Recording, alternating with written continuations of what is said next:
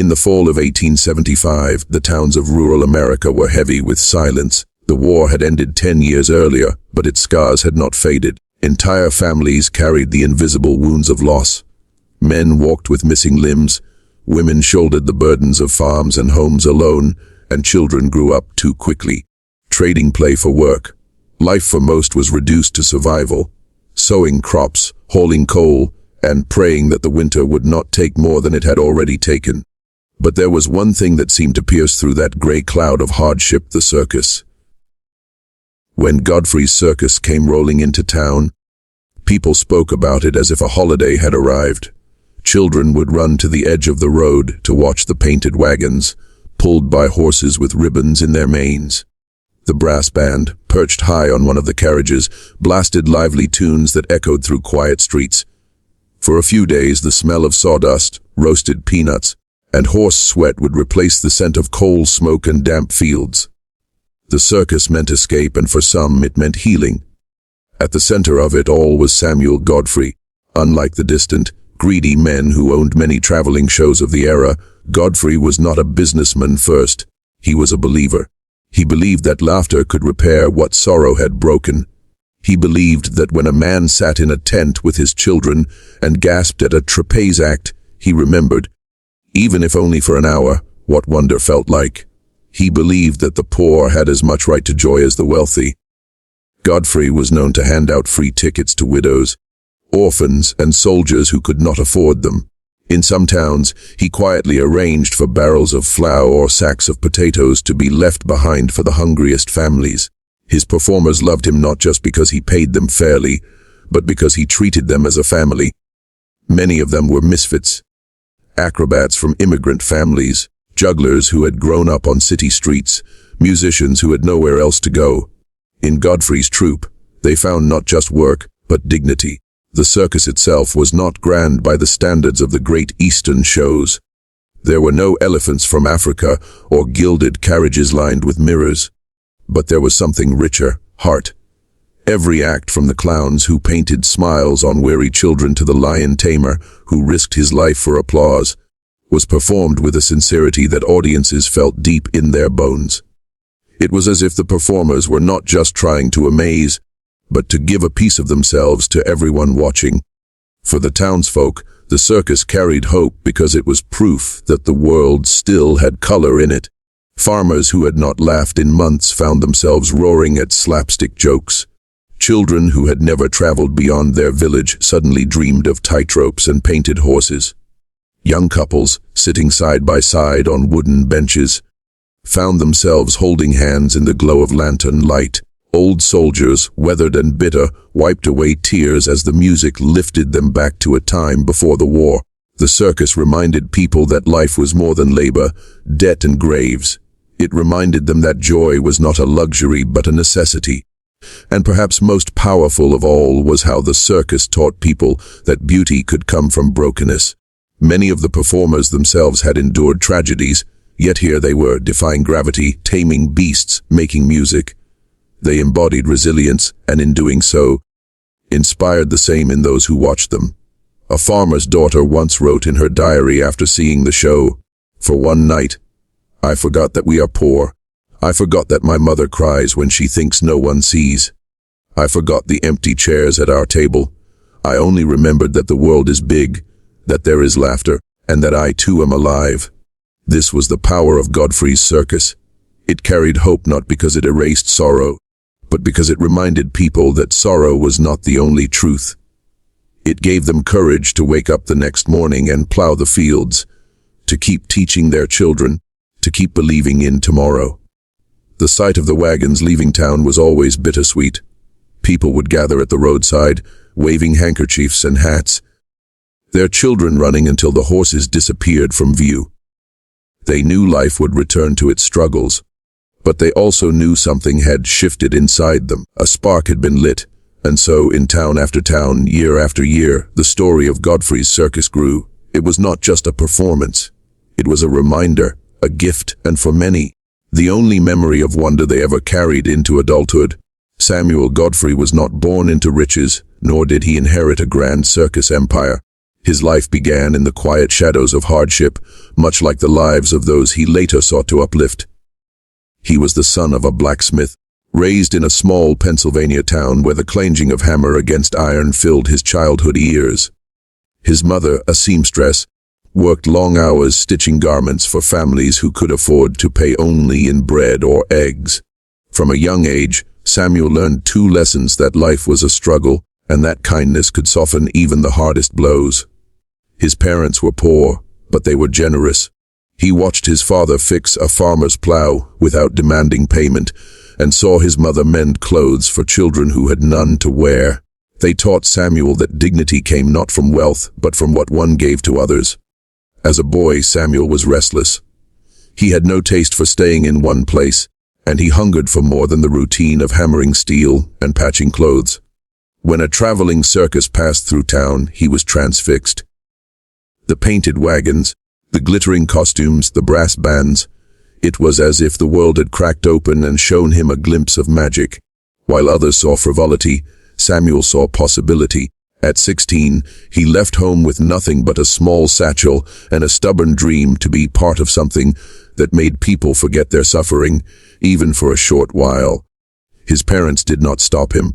His father placed a rough hand on his shoulder and said, "If you go, go with purpose. Don't waste your life chasing coins. Do something worth remembering." Those words became a compass that guided him until his final days. Samuel began at the very bottom. He swept sawdust floors, fed the horses, and hammered tent stakes into the ground. He was neither the strongest nor the most skilled, but he was tireless. He studied the performers, the way a clown used silence as much as laughter, the way a trapeze artist's entire life balanced on timing, the way a ringmaster commanded attention with a single word. For Samuel, the circus was not just entertainment. It was a living, breathing classroom. What set him apart was not ambition for fame, but vision. He noticed how audiences reacted differently depending on the town they visited. In some places, the laughter was loud but short-lived. In others, families left the tent, still smiling days later. Samuel realized that the circus was more than tricks and costumes. It was about human connection. If performed with sincerity, it could plant seeds of hope. If done only for profit, it was nothing more than noise and spectacle. By the time he turned 25, Samuel had saved enough money and earned enough trust to gather a troupe of his own. They were a ragtag group, an acrobat abandoned by his troupe, a clown who drank too much but had the gentlest heart, a lion tamer who treated his beasts with affection rather than cruelty, and musicians who had nowhere else to belong. To outsiders, they looked like a band of strays. To Samuel, they were family. He named the show Godfrey's Circus, not out of vanity, but to take responsibility for everything it stood for. If the show failed, his name would carry the weight of that failure. But if it succeeded, it would be because the people recognized the sincerity behind it. Godfrey ran his circus differently from others of the time. While many showmen sought to squeeze as much profit as possible from every town, he refused to exploit the poor. In fact, he often gave away more tickets than he sold. If a widow came with her children and had no money, Samuel would hand her passes without hesitation. "The circus," he said, "is for those who need it most." Performers who joined his troupe quickly discovered that Samuel was more than a leader. He was a guardian. He paid them fairly, made sure they ate before he did, and often took on extra labor so they could rest. He never demanded loyalty, but he earned it by example. When accidents happened, and they often did, Samuel was the first to rush in, lifting beams, calming animals, or binding wounds. In private, Samuel was not a man of extravagance. He lived simply, wore plain clothes, and wrote long letters to his parents, who never stopped praying for him. He kept a worn Bible in his trunk, though he spoke of faith more through actions than words. To those who asked why he cared so deeply about strangers, his answer was always the same: because someone must. If not us, then who? The people who met Samuel Godfrey remembered him not just as a showman, but as a man who radiated warmth. A shopkeeper once said, "When Godfrey spoke, you believed him, and when he shook your hand, you felt lighter, as if he had taken some of your burden with him." He was not without flaws. He could be stubborn to the point of recklessness, often refusing to compromise even when it cost the circus money. He was known to lecture his troupe for hours about the duty of bringing joy, even when they were exhausted. Yet even in his imperfections there was integrity. His stubbornness was born not of pride but of conviction. By the mid-1870s, Godfrey's circus had earned a reputation unlike any other. It was not the largest, nor the richest, but it was the most loved. Newspapers described it as the people's circus. Farmers welcomed it with open arms, children dreamed of joining it, and townsfolk eagerly awaited its return. Samuel Godfrey had built more than a traveling show. He had built a living symbol of compassion, resilience, and hope. To his performers, he was not merely an employer, he was proof that misfits could become a family. To the audiences, he was not merely an entertainer, he was a reminder that even in a world scarred by hardship, kindness could still take center stage. And so, when people looked at the smiling man in the center of that fateful last photograph, they were not just looking at a ringmaster. They were looking at a man who had turned his life into a mission to give light to those who lived in darkness and to leave behind a legacy far brighter than any spotlight under the big top. October 1875. A chill had settled over the small Pennsylvania town where Godfrey's circus had pitched its tents. Autumn had painted the trees in fiery shades of red and gold, and the air smelled faintly of wood smoke and damp leaves. It was the kind of town where the days passed in hard labor and the nights in weary silence, but for the past 2 evenings, the dusty square had been alive with music and laughter. Godfrey's circus had arrived, and with it came joy. On the morning of October 3rd, as preparations began for what would unknowingly be their final performance, a local photographer named Elias Turner approached Samuel Godfrey. Elias was a young man, only a few years into his craft, carrying the large wooden camera that required patience and long exposures. He had been watching the circus with fascination and thought to himself, "This is something worth capturing. Someday people will want to remember this." He found Godfrey near the entrance of the striped tent, overseeing workers as they hammered stakes into the ground. "Monsieur Godfrey," Elias said, tipping his hat nervously, "would you permit me to take a photograph of your troupe? Something for the people of this town to keep." Godfrey's face lit up. He was a man who valued memory, who often spoke of how fleeting life and laughter were. He agreed immediately. "Gather everyone," he told his performers. "Let us give these good people an image of what joy looks like." And so, on that cool morning, the troupe assembled. The photographer positioned them in front of the grand entrance of the tent. The acrobats stood tall, their colorful costumes catching the morning light. The jugglers leaned on one another, tossing pins idly as they waited for the long exposure. The musicians held their brass horns, some polished to a shine, others dented from years of use. Even the animals were present, a proud lion sitting at the feet of its tamer, the horses decorated with ribbons, and a mischievous monkey perched on a clown's shoulder. Most remarkable of all, Samuel Godfrey invited townspeople, especially children, to join the photograph. "Come," he called out, "let it not just be us, but all of you who have made these nights so bright." Slowly, shy children stepped forward, their hands tugging at mothers' skirts, their eyes wide with awe. Clowns knelt down, painted faces grinning, and lifted the children onto their laps. Mothers, embarrassed but smiling, stood at the edges, while fathers placed calloused hands on their sons' shoulders. At the very center of the gathering stood Godfrey himself. He wore no glittering costume, only his ringmaster's coat, slightly worn at the cuffs. His stance was tall and firm, his expression kind but resolute. To look at him was to see a man whose life had found its purpose.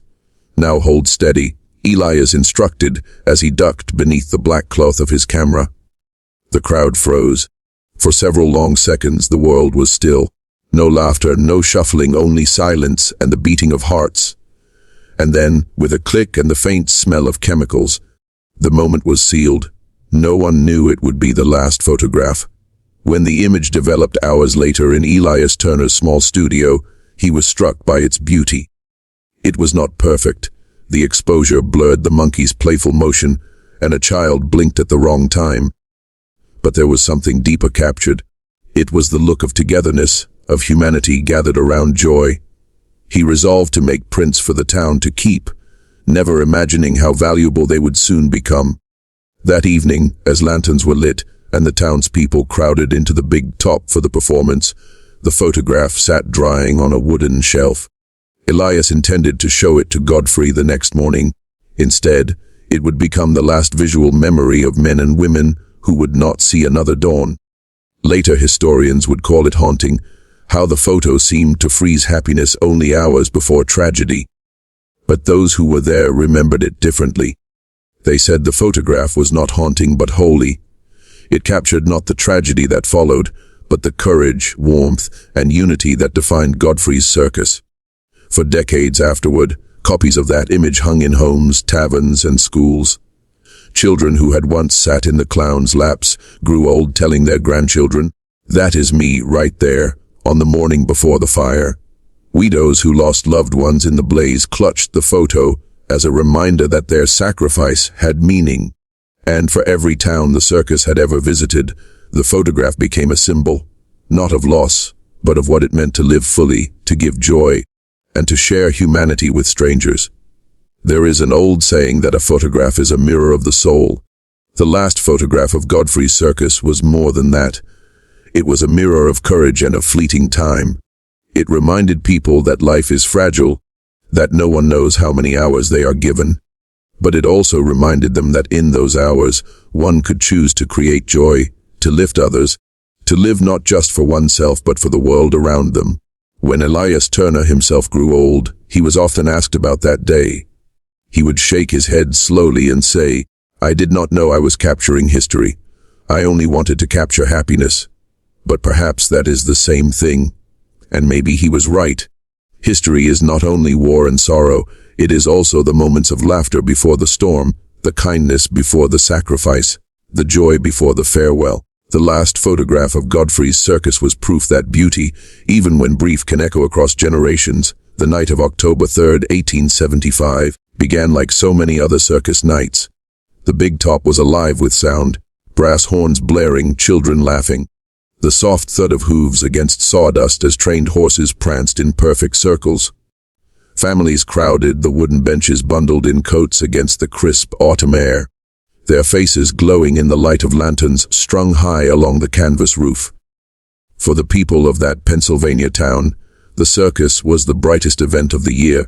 The war and its griefs were spoken of less when the band struck up a tune, when acrobats soared through the air like they had borrowed wings from angels, and when clowns painted foolish smiles on even the sternest farmer's face. That night was no different, until it was. Backstage, the performers prepared for the next act. A lantern, set on a wooden crate, flickered as a draft swept through the tent. One of the handlers brushed past, his elbow knocking the lantern to the ground. At first, it seemed harmless, just a bit of flame licking at a stray piece of straw.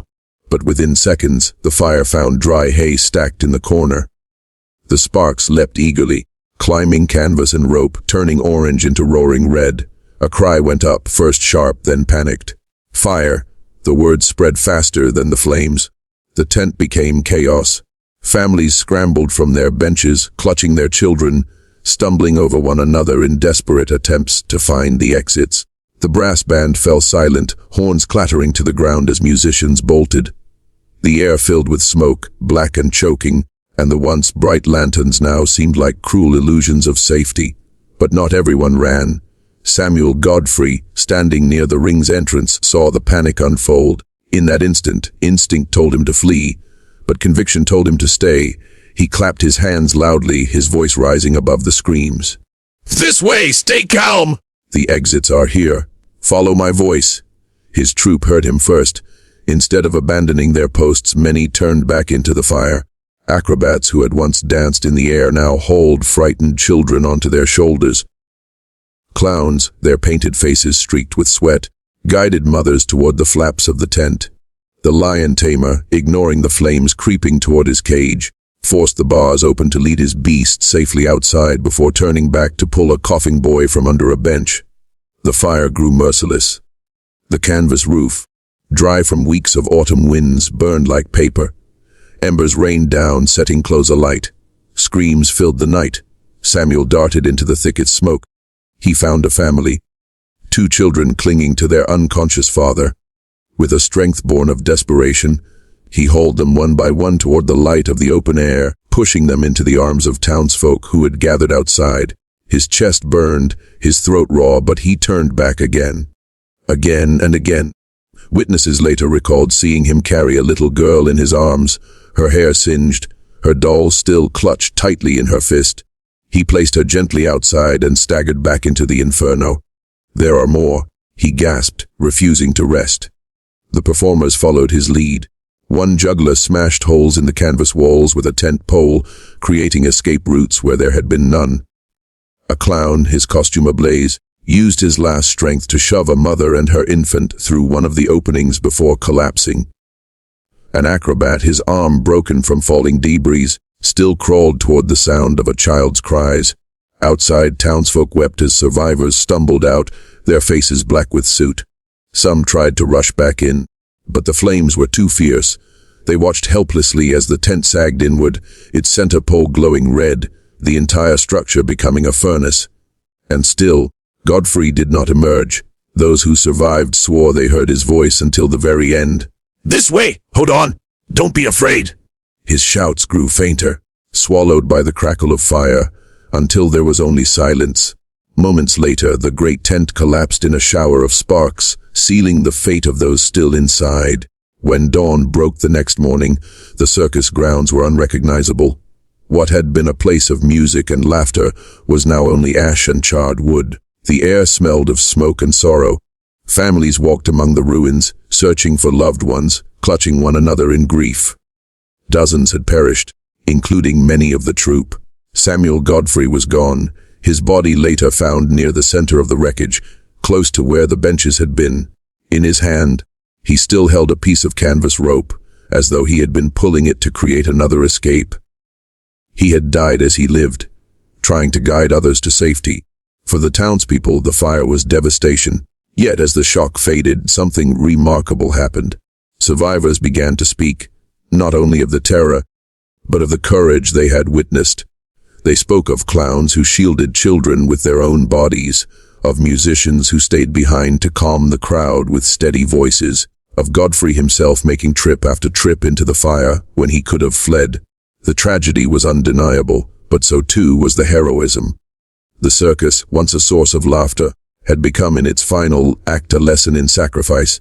Those performers, often dismissed as jesters and wanderers, had shown a courage few soldiers could match. In the days that followed, the people of the town gathered at the smoldering site. They prayed, they wept, but they also resolved never to forget. The last photograph, taken only hours before the fire, became sacred.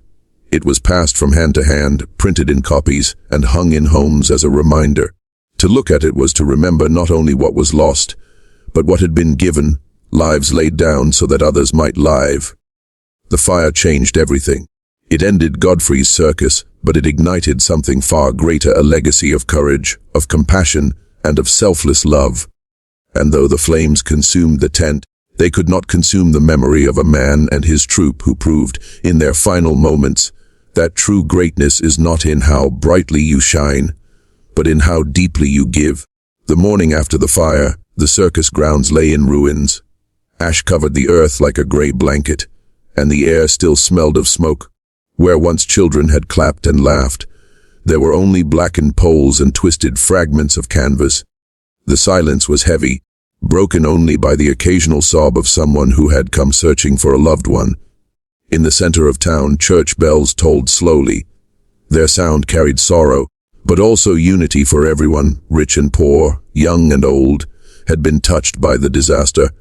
Entire families had survived because of the circus performers' bravery, and others mourned because their rescuers had not returned. It was in the days that followed that the true weight of what had happened began to settle. Newspapers from neighboring towns rushed to cover the tragedy. "Circus burns, lives saved by heroism," read one headline. Reporters wrote not only of the flames, but of the acts of courage, clowns shielding children, jugglers breaking through canvas walls, and Samuel Godfrey himself leading dozens to safety before perishing in the inferno. At first, people feared that the circus would be remembered only as a tragedy, But that fear quickly gave way to something else. Survivors began to speak, and in their stories, grief was mingled with awe. One woman told how a clown had taken her infant from her arms when she collapsed in the smoke, carrying the baby out while coughing so hard he could barely breathe. The clown never came back. A boy said he remembered being lifted onto the shoulders of an acrobat who sprinted through flames to get him out. The acrobat had smiled at him, even as his own hair caught fire. Others remembered Godfrey's voice, calm, commanding, always pointing the way to safety. Soon, the stories spread beyond the town. Within weeks, word of the fire reached newspapers in New York, Boston, and even across the ocean. Letters arrived, written by strangers who had never seen Godfrey's circus, offering prayers and gratitude for the example of such courage. A minister in Philadelphia preached a sermon about it, saying, "These were not soldiers, nor kings, but simple men and women who gave their lives for others. Let us not forget that nobility is not bound to rank, but to sacrifice." The last photograph, taken just hours before the fire, became the heart of the story. Elias Turner, the photographer, made dozens of prints and distributed them freely. Families hung it in their homes, schools displayed it on walls, and churches kept it near their pulpits. People did not see it as a portrait of tragedy, but as a testament to what humans are capable of when faced with the choice to save themselves or to save others. In that image, survivors pointed out the faces of those who had died: the clown who shielded a mother, the acrobat who carried children, the musician who had sung hymns as the fire grew, and at the center, Samuel Godfrey, standing tall and resolute. He became more than a ringmaster. He became a symbol. The town held a memorial service in the open square a week later.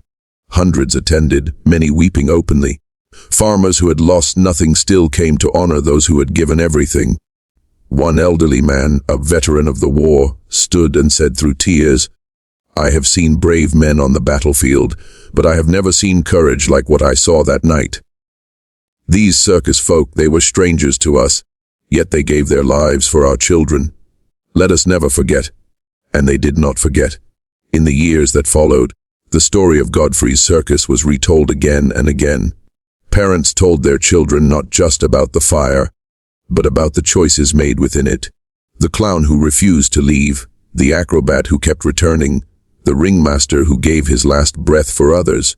It became a lesson not in tragedy, but in character. Some townspeople said the circus had given them more than joy. It had given them courage to face their own hardships. Widows who had nearly lost hope found strength in remembering those who had died for others. Children who survived grew up believing that bravery was not about strength, but about love. Even generations later, when the survivors were long gone, the story endured. In small museums and dusty history books, the tale of Godfrey's circus appeared as a chapter of unexpected heroism. Teachers used the photograph to remind students that history is not only written in battles and governments, but also in the choices of ordinary people in extraordinary moments. What made the legacy so powerful was that it belonged to everyone. Godfrey's performers were not wealthy, nor famous, nor powerful. They were misfits, wanderers, and dreamers. Yet in their final moments, they revealed the nobility of humanity itself. Their lives declared that courage is not about glory, but about giving, choosing another's life over your own. The ruins of the circus grounds eventually disappeared. Grass grew back over the blackened earth, and new families built homes nearby.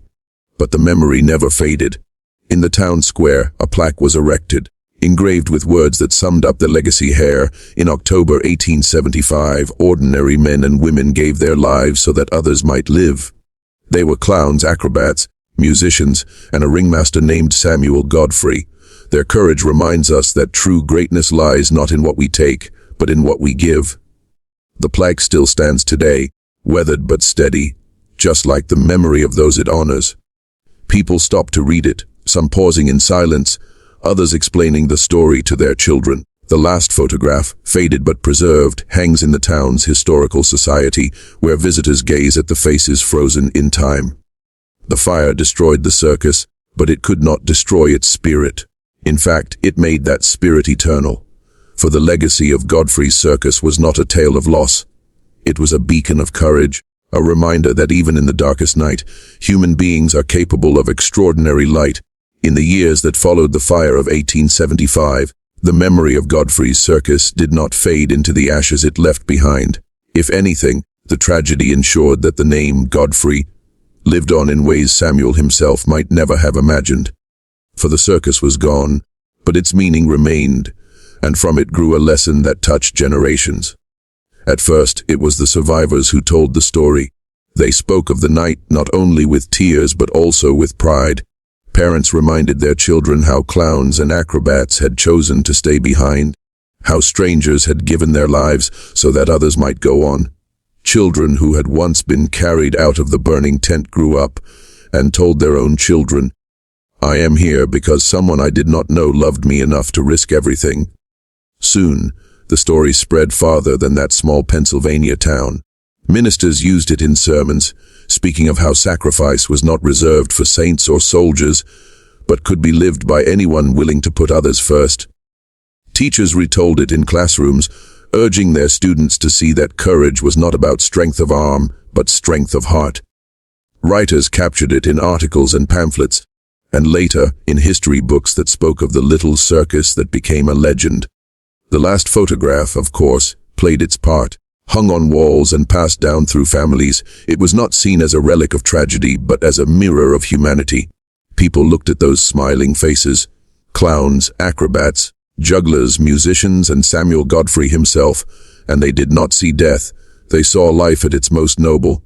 They saw proof that even ordinary people, given a moment of choice, could become extraordinary. But the real power of the story was not in the telling. It was in how it changed people who heard it. A farmer who had once thought only of his own fields began leaving food on the doorsteps of widows. A school teacher, remembering the courage of the acrobats, started a fund to help poor children afford books. A soldier's widow who had nearly given up on life found strength in the idea that even broken people could bring light to others. The fire had taken lives, but it had also planted seeds of kindness that grew long after the smoke had cleared. As decades passed, the lesson of Godfrey's circus became part of the town's identity. Every October, the townsfolk gathered at the square where the memorial plaque stood. They read the names of those who had died and told the story again for the young ones who had never heard it before.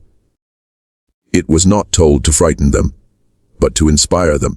Remember, the elders would say, "You do not need to be famous to make a difference. You only need to be willing." The legacy stretched beyond that single town. Travelers carried the story to new places, and soon it was retold in other communities, each adding its own reflections. In some places, it was used to inspire charity. In others, to encourage bravery in times of hardship. During the First World War, soldiers carried copies of the last photograph as a reminder of selflessness. During the Depression, preachers used it to remind the hungry that humanity could survive even the hardest days if people helped one another. And so, what began as a single circus performance in 1875 became a thread woven into the fabric of American memory. The lasting lesson was simple, yet profound. Life is fragile, but meaning is found in how we live for others. Samuel Godfrey and his troupe could have saved themselves. They could have run from the fire, leaving the audience to its fate. No one would have judged them, for fear is natural. But they chose differently. They chose to run toward danger, to lift the helpless, to give their last breath for someone else's tomorrow. That choice turned them from entertainers into heroes. And therein lay the lesson that people carried forward. Greatness is not about power, wealth, or applause. It is about sacrifice. It is about the quiet courage to do what is right, even when it costs everything. Generations later, when the photograph was faded and the names of the performers were half forgotten, the moral remained fresh. Parents still told their children, be like Godfrey. Be like the clowns, the acrobats, the musicians. Live in such a way that when others are in need, you do not hesitate. In truth, that is why the story endured, not because of the fire, but because of the light that came from it. Today, the town where it happened is larger, busier, no longer the quiet farming village of 1875. Yet the plaque still stands in the square. Visitors stop to read the inscription, their eyes tracing the words that have outlived the flames. True greatness is found not in what we take, but in what we give. Children still gather there every October to hear the tale. Some are restless, some giggle at the thought of clowns and monkeys, but when the story reaches the part about the fire, about Samuel Godfrey's final words, about the acrobats carrying children through smoke, silence falls, even the youngest understand, and when the storyteller finishes, parents see something shining in their children's eyes, the spark of courage, the seed of compassion. That spark is the real legacy. The circus may be gone, the performers may be long buried, but the lesson remains alive in the hearts of those who hear it, that to live with courage, to love without hesitation, and to give without counting the cost is the highest calling of all. The last photo of Godfrey's circus was taken hours before death, but its true image is not of endings. It is of beginnings. It began a legacy of courage that has carried forward through time, reminding us all that though life is fleeting, love is eternal.